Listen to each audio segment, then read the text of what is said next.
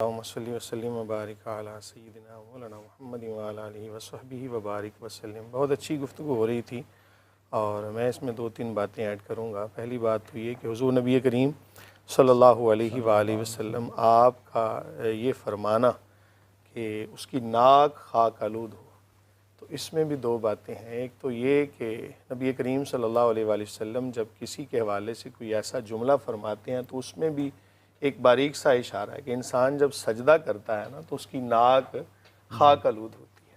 تو یہ ایک جملہ بھی دعائیہ پر مشتمل ہے کہ حضور نبی کریم صلی اللہ علیہ وآلہ وسلم کسی کو جب سرزنش کے طور پر بھی کوئی بات کہتے ہیں تو اس میں بھی ایک باریک اشارہ ہوتا ہے۔ اور یقیناً جو بندہ رمضان المبارک میں بھی محنت کر کے عبادت کر کے اپنے رب کو راضی نہ کر سکا تو اس سے بڑھ کے بد نصیب کون ہو سکتا ہے؟ اور والدین موجود ہوں، ان کی خدمت کر کے جنت نہ کما سکے، اسی طرح نبی کریم صلی اللہ علیہ وآلہ وسلم کا نام نامی اس میں گرامی سنے اور درود نہ پڑھے، تو یہ ایسی چیزیں ہیں کہ ان کا کرنا ہر مسلمان کے اوپر لازم ہے۔ اور بہت ساری اس کے اندر اور بھی حکمتیں ہو سکتی ہیں، ایک تو صرف ہماری سمجھ میں، دوسری بات یہ کہ جو یہ عوام کے اندر بہت ساری ایسی باتیں مشہور ہوتی ہیں جس کی بالکل اصل ہوتی نہیں۔ میں یہ سمجھتا ہوں سند کی بات تو بعد کی ہے نا، جن کی اصل ہی نہیں ہے۔ حضور نبی کریم صلی اللہ حقیقت سے علیہ کوئی وسلم تعلق نہیں ہے، وہ حدیث ہے ہی نہیں بالکل۔ حضور نبی کریم صلی اللہ علیہ وآلہ وسلم فرماتے ہیں من کذب علی متعمدا فلیتبوأ مقعدہ من النار، او کما قال کہ جس نے جان بوجھ کر مجھ پر جھوٹ باندھا وہ اپنا ٹھکانہ جہنم میں بنا لے۔ تو اس سے بڑھ کے اور کیا غضب کی بات ہو سکتی ہے کہ ایک بات ہو جھوٹ اور پھر وہ رسول اللہ صلی اللہ علیہ وآلہ وسلم کی طرف منسوب کر دی جائے۔ تو عوام سے میری اپیل ہے کہ جب تک کسی حدیث کے بارے میں آپ کے پاس کوئی سند نہ ہو، اس کا حوالہ موجود نہ ہو، تو اس کو ایسے ہی آگے شیئر کرنا اور پھر ثواب کی نیت سے شیئر کرنا یہ بالکل حماقت پر مبنی کام ہے اور اس سے رکنا ہر بندے کے لیے لازم ہے۔ اب سوال یہ ہے کہ جس طرح ابھی بات ہو رہی تھی کہ رمضان المبارک میں ایک بندے نے فرض کو ادا کیا تو اس کا ثواب 70 گنا ہے، تو عوام کے ذہن میں آتا ہے کہ ہم نے شاید نماز پڑھ لی تو 70 نمازیں ہوگی۔ میں یہ بھی بتاتا چلوں کہ خانہ کعبہ کے اندر جب کوئی بندہ ایک نماز ادا کرتا ہے تو اس کا ثواب 1,00,000 نماز کا ملتا ہے۔ اس کا مطلب ہرگز یہ نہیں کہ اس کی 1,00,000 ذمہ پہ نمازیں تھیں تو وہ تدارک ہو گیا، نہیں۔ ایک ہوتا ہے ثواب کا ملنا، ایک ہوتا ہے فرض ذمہ سے ساقط ہونا، یہ دونوں علیحدہ علیحدہ چیزیں ہیں۔ ایک بندے نے اعتکاف کیا، اس کے بارے میں ثواب آتا ہے کہ اللہ تعالیٰ اس کو 2 عمرے 2 حج کا ثواب عطا فرماتا ہے۔ اگر بالفرض کسی کے ذمہ وہ حج ادا کرنا تھا، عمرہ ادا کرنا، بالفرض اس کی قضا اس نے کرنی تھی، تو اس اعتکاف کرنے کی برکت سے ثواب تو اس کو مل جائے گا لیکن فرض ذمہ سے ساقط نہیں ہوگا۔ اسی طرح اللہ رب العالمین نے نماز کی ادا کا تقاضا کیا ہے، تو جب کوئی بندہ اس کو وقت کے اندر ادا نہیں کر سکا، جب تک اس کو قضا نہیں کرے گا تب تک وہ اس کے ذمہ سے ساقط نہیں ہوں گی۔ اور یاد رکھیں کہ جب کوئی بندہ نماز کو قضا کرتا ہے تو قضا کرنا بھی گناہ ہے، یعنی اس معنی میں گناہ ہے کہ اللہ تعالیٰ نے تو ادا کا تقاضا کیا تھا، یہ بندہ قضا کر رہا ہے اور ہر نماز کی قضا کے بعد توبہ و استغفار بھی کرے کہ مولا کریم تیری طرف سے ادا کا تقاضا تھا، میری کوتاہی تھی اس میں معافی بھی مانگتا ہوں، توبہ استغفار بھی کرتا ہوں، میری اس خطا کو معاف فرما دے اور میں اپنی طرف سے یہ قضا کر رہا ہوں۔ تو ایسی کوئی حدیث بالکل نہیں ہے۔ اللہ کا حکم ہے کہ آپ نے نماز ادا کرنی ہے، اور اگر ہم سے قضا ہو کے اس کے بعد ہم قضائے عمری ڈھونڈتے پڑتے ہیں، اس کا کوئی نہیں ہے۔ بالکل ٹھیک ہے، یہ سے کالر لے لیتے ہیں۔ جی السلام علیکم۔ جی وعلیکم السلام، جی میں عبدالباسی بول رہا ہوں میرپور سے۔ جی عبدالباسی صاحب۔ جی میں پوچھنا چاہ رہا تھا، میں اکثر گاڑی میں جاتا ہوں تو میرا ایکسیڈنٹ ہو جاتا ہے یا کوئی نہ کوئی نقصان ہو جاتا ہے، تو اس کے بارے میں کوئی وظیفہ وغیرہ بتا سکتے ہیں؟ کوئی اس کا کیا کرنا چاہیے، پڑھائی کرنی چاہیے، مجھے کیا کلام پڑھنا چاہیے؟ آپ گاڑی ٹھیک چلاتے ہیں باسی صاحح؟ جی میں خود چلاتا ہوں۔ اچھا، نہیں میں ٹھیک چلاتے ہیں۔ جی اکثر اس میں ہوتا ہے کہ میرے ساتھ جو ہے نا آہستہ بھی چلا رہا ہوں یا کسی جگہ پہ جا رہا ہوں، کوئی نہ کوئی وجہ بن جاتی ہے جس میں نقصان ہو جاتا ہے۔ اچھا، تو کوئی وظیفہ بتا سکتے ہیں؟ وظیفہ ٹھیک ہے جی، حادثات سے بچنے کا وظیفہ بنیادی طور پر یہ سوال یہ نکلتا ہے۔ قاری عطاء المنان واسی صاحب۔ جی اس سلسلے میں ایک وظیفہ بتاؤں گا، حادثہ سے بچنے کا وظیفہ ویسے احادیث میں بھی آتا ہے، اللہم انت ربی لا الہ الا انت علیک توکلت وانت رب العرش الکریم ما شاء اللہ کان وما لم یشاء لم یکن ولا حول ولا قوة الا باللہ العلی العظیم اعلم ان اللہ علی کل شیء قدیر وان اللہ قد احاط بکل شیء علما۔ ایک لمبا وظیفہ ہے، اگر یہ بازار سے چھپا ہوا بھی ملتا ہے، اگر یہ لے لیں گاڑی میں لگا لیں، ٹھیک ہے، تو خوبصورت بھی لگتا ہے وہ، تو اس سے بھی انشاءاللہ فائدہ ہوگا، پڑھتے بھی رہیں صبح شام، اس سے بھی انشاءاللہ فائدہ ہوتا ہے، ایکسیڈنٹ نہیں ہوتا۔ لیکن آپ کو ایک اور وظیفہ بتا دیتا ہوں، بڑا ہی آسان ہے، ایک پرچی پر لکھیں اللہ حافظی، اللہ ناصری، اللہ ناظری، اللہ معی، یہ 4 لفظ ہیں، یہ بار بار سن لیجئے گا اور اس کو یاد کر کے ایک کاغذ پہ لکھ لیجئے گا۔ اس کاغذ کو گاڑی کے شیشے کے اوپر والی طرف کسی چیپی وغیرہ سے یا لیوی وغیرہ سے چپکا دیجئے گا، ٹھیک ہے؟ انشاءاللہ تعالیٰ اس کی برکت سے آپ کی گاڑی کے اگر پرزے وغیرہ ٹوٹ جاتے ہیں یا بریک فیل ہو جاتی ہے اکثر، یا ایکسیڈنٹ بار بار ہو جاتا ہے یا گاڑی الٹ جاتی ہے، کوئی بھی وجہ بنتی ہے، کئی لوگ ہوتے ہیں ایسے کہ وہ گاڑی لیتے ہیں اکثر ہی ان کا ایکسیڈنٹ ہوتا رہتا ہے، اچھی چلانا بھی جانتے ہوں تو ویسے ہی گاڑی گزرتے ہوئے نا ایکسیڈنٹ ہو جاتے ہیں، پرزے ٹوٹنا شروع ہو جاتے ہیں، اور بعض لوگ اس کی حفاظت کے لیے تو وہ کالا کپڑا لٹکائے پھرتے ہیں، جوتیاں لٹکائے پھرتے ہیں کہ ایکسیڈنٹ نہ ہو، وہ غلط ہے، ٹھیک ہے؟ اس کا شریعت میں کوئی اصل نہیں ہے، ٹھیک ہے؟ اللہ کا نام لکھے، اللہ حافظی، اللہ ناصری، اللہ ناظری، اللہ معی۔ تجربہ ہے ہمارا، جس نے بھی یہ گاڑی پر لکھ کر لگایا تو اس کی ایکسیڈنٹ سے حفاظت رہتی ہے، محفوظ رہتے ہیں۔ مفتی صاحب جیسے یہ تو وظیفہ ہے، یہ عمومی طور پر جو حادثات یا نقصانات ہیں اس حوالے سے کیا اس کے پیچھے کیا چیز نظر آتی ہے؟ کیونکہ جب ہمیں کوئی تکلیف پہنچتی ہے تو قرآن کی آیت بھی ہے کہ کوئی بھی تکلیف ہے جو اللہ کی طرف سے ہی ہے۔ جی بالکل ایسی ہے کہ اللہ تعالیٰ قادر مطلق ہے، اس کی مرضی، اس کی اجازت، اس کی منشا کے بغیر کوئی چیز کو کوئی اچھائی برائی جو ہے وہ نہیں پہنچ سکتی۔ اور قاری صاحب نے وظیفہ بتایا ہے، بالکل ٹھیک ہے، لیکن وظیفے سے پہلے جو ضروری چیز ہے وہ ہے کہ آپ اتنے ایکسپرٹ ہوں کہ آپ روڈ پہ آ سکیں، تو آپ کو روڈ پہ آنا چاہیے۔ بعض اوقات ابھی ہمیں صرف گاڑی جو ہے وہ سٹارٹ کرنا یا تھوڑا سا اس کو خالی جگہ پہ چلانا آتا ہے، اور ہم اس کو لے کے مین شاہراہوں پہ آ جاتے ہیں تو اس میں رش ہوتا ہے، پھر اس میں ظاہر ہے تو چیز کو سنبھالنا نہیں آتا۔ تو قرآن پاک میں ہے نا وَلَا تُلْقُوا بِأَيْدِيكُمْ إِلَى التَّهْلُكَةِ، اپنے آپ کو اپنے ہاتھوں سے ہلاکت میں نہ پھینکو۔ تو یہ جب تک آپ ایکسپرٹ نہ ہو جائیں، اس کے ماہر نہ ہو جائیں، مہارت حاصل نہ کر لیں اس وقت تک، مہارت تامہ نہ حاصل کر لیں، پھر جو ہے وہ آپ آئیں۔ ہاں، جو توکل کا مطلب بھی علماء نے کئی دفعہ آپ سن چکے ہوں گے بیان فرمایا کہ اپنی سواری کو جو ہے وہ آپ نے اچھی طرح محفوظ کر لیا، باندھ لیا، یا اپنی جو چیز ہے اس کو اچھی طرح تالے میں رکھ کے پھر اللہ کے توکل کرے کہ اللہ کے توکل پہ ہم نے چھوڑا ہے، تو پھر یہ توکل ہے۔ توکل کا مطلب ہرگز یہ نہیں ہے کہ آپ کو کچھ نہ کرنا آتا ہو، آپ اس چیز کو محفوظ سیو نہ کریں اور پھر کہیں میں نے اللہ کے توکل پہ چھوڑ دی ہے۔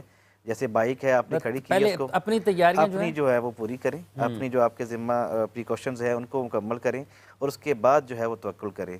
اور جیسے کہ قاری صاحب نے وظائف بتائے ہیں، ایک وظیفہ صاحب میں بھی عرض کیا لیتا ہوں کہ جب آپ سفر پہ نکلیں تو آپ جو ہے وہ آخری جو 2 کل ہیں جسے معوذتین کہتے ہیں، ان کا جو ہے وہ وظیفہ کر کے نکلیں، انشاءاللہ الرحمن اللہ تعالیٰ کی حفظ و امان میں رہیں گے۔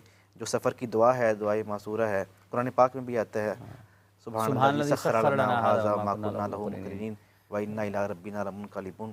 یہ پڑھ کے نکلیں، اور حد اعتدال میں گاڑی کو چلانا چاہیے، access of every thing is a bad, اور ایسے ہی جو ہے وہ نبی پاک صلی اللہ علیہ وسلم کی جسے 125 پہ جا رہے ہوں اور جگہ ہو نا اس کی جی، اور ایسی ڈسمبر کا بھی ہے خیر الامور اوسطھا، بہترین چیز جو ہے وہ میانہ روی ہوتی ہے۔ تو گاڑی کی سپیڈ بھی میانہ ہی رہنی چاہیے، اور گورنمنٹ نے بھی ظاہر ہے آپ کی روڈ کے اوپر آپ کو گائیڈ لائن لگائی ہوئی ہے، اور اس کا جو ہے وہ آپ کو اس لمٹ میں رہنا چاہیے، وہ آپ کی سیفٹی سیکیورٹی کے لیے کر رہے ہوتے ہیں۔ تو اس کو ہمیں سب چیزوں کو بھی ساتھ ساتھ وظائف بھی کریں، اور جو فرائض ہیں ان کی پابندی بھی کرنی چاہیے۔ فرائض اس کا مطلب یہ کہ شروع فرائض سے کام ہونا چاہیے، اس کے بعد وظائف کے اوپر جانا چاہیے۔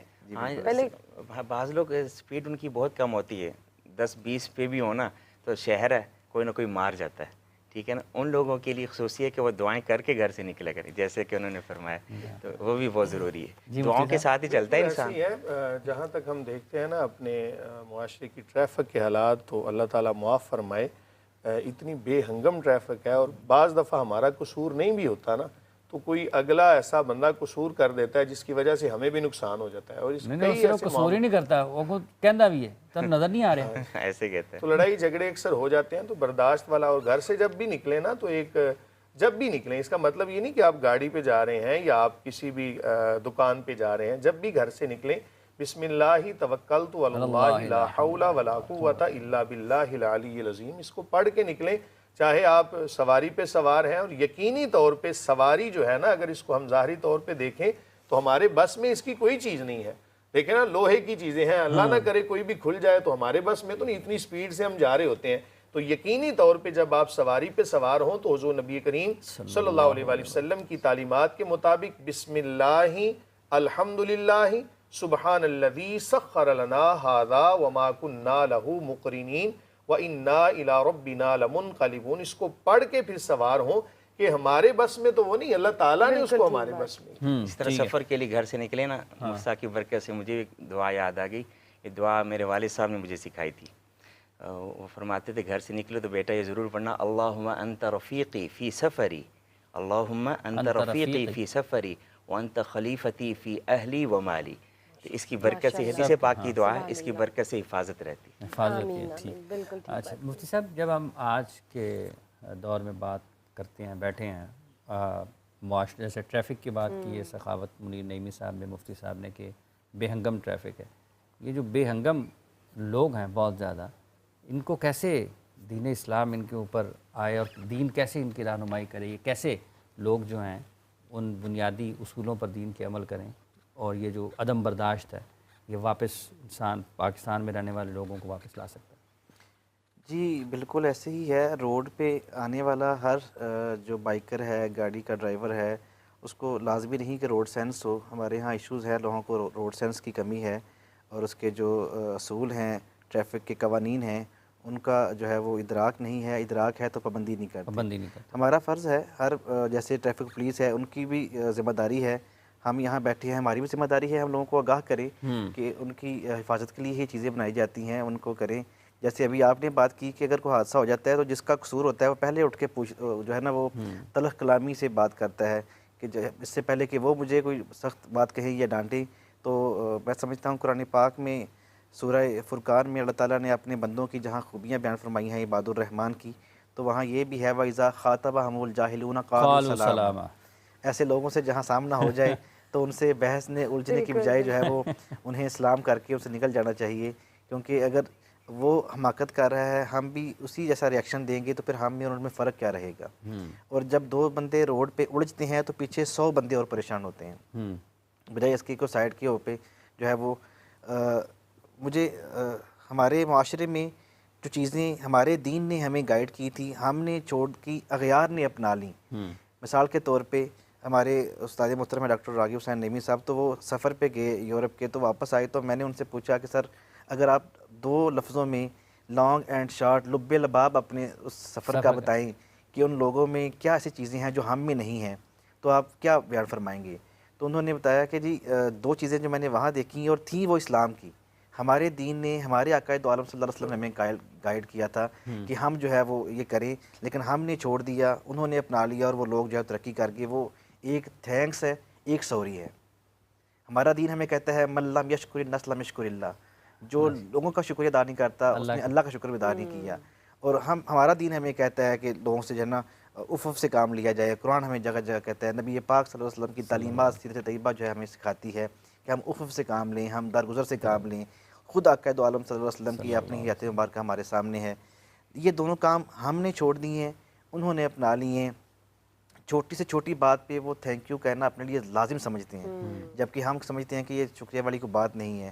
اور جب بھی کوئی 2 بندوں میں کوئی ایسا ٹاکرا ہو یا ایسی کوئی بات ہو تو دونوں ہی اگر سوری بولنا شروع کر دیں، جس کا قصور ہے وہ بھی نہیں، وہ بھی بولے، جس کا قصور نہیں ہے وہ بھی بولے، تو لازماً جس کا قصور ہوگا وہ کیا ہی دے گا کہ نہیں یار آپ کا قصور نہیں تھا، غلطی تو میری تھی. ہم جب دونوں بحثتے ہیں، ہم جب دونوں جو ہے وہ غلطی ماننے کو تیار نہیں ہوتے تو پھر بات جو ہے وہ بحث کی طرف جاتی ہے، بات جھگڑے کی طرف جاتی ہے. اور ہماری ویسے سینکڑوں لوگ پیچھے ٹریفک جیم ہو رہی ہوتی ہے، اس پہ مریض بھی ہوتی ہیں، اس میں جن لوگوں نے بڑے ضروری کام سے جانا ہوتا ہے وہ انہیں تاخیر ہو رہی ہوتی ہے. فارمیلٹیز ہمیشہ پوری کرنی چاہیے تاکہ ایک کورٹیس ریلیشن شپ ہے وہ برقرار رہے. مطلب جو بنیادی چیزیں ہیں وہ یہی ہیں کہ آپ نے تھینک یو اور سوری یہ آپ اپنائیں تاکہ برداشت یہیں سے پیدا ہوگا. بہت بہت شکریہ جناب مفتی